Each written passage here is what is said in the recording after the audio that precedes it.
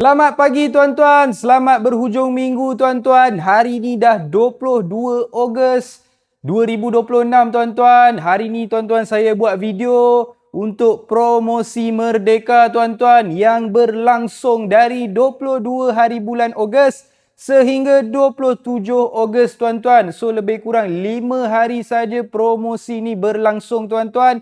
Apa yang ada dalam promosi ni tuan-tuan? Saya ada 4 perkara yang nak bagi free sahaja dekat tuan-tuan, okey? Yang pertama tuan-tuan, saya akan bagi tuan-tuan minyak hitam secara percuma, bukan 1 botol tapi 2 botol tuan-tuan. Untuk pertama kali saya akan bagi tuan-tuan servis siap-siap sekali oil filter dengan minyak hitam ni.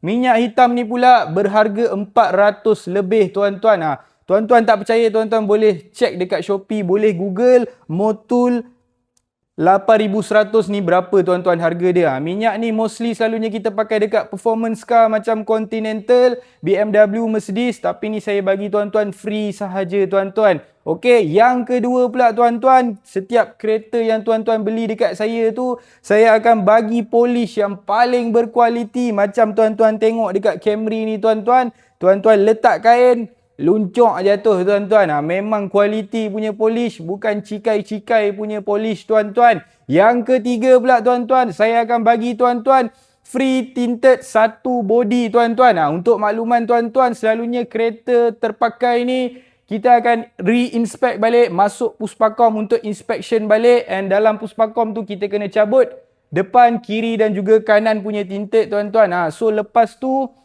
dia dah tak ada tinted lah untuk yang depan. So ni saya akan bagi tuan-tuan free 1 body tuan-tuan. Semua keliling. Tuan-tuan tak perlu spend lagi dah duit.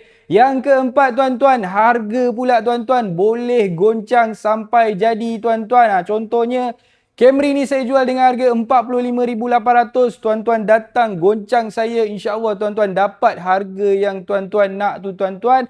So dekat sini saya ada pelbagai jenis kereta tuan-tuan, antaranya Toyota Camry ACV 50 ni berharga dari 35,000 sahaja tuan-tuan. Macam ACV 40 pula harga serendah 20,000 sahaja. Kemudian saya ada SUV mewah seumpamanya Lexus RX 350 bermula dengan harga 32,800 sahaja tuan-tuan. Yang macam Camry hitam ni saya jual 20,800 sahaja tuan-tuan. Nak MPV daripada Toyota, saya ada Estima 2 biji tuan-tuan, bermula dengan harga 32,800 sahaja. Toyota Wish ni